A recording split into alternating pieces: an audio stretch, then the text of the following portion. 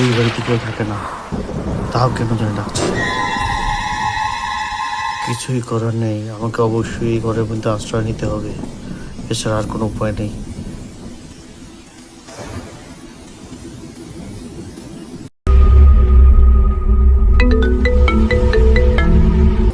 তুমি ঠিক সময়ে এসেছো।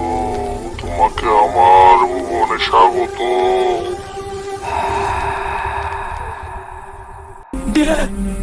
তুমি পিছনে তাকিও না। তুমি পিছনে তাকাও, আমি আছি। আমার কথা শোনো প্লিজ, আমার কথা শোনো।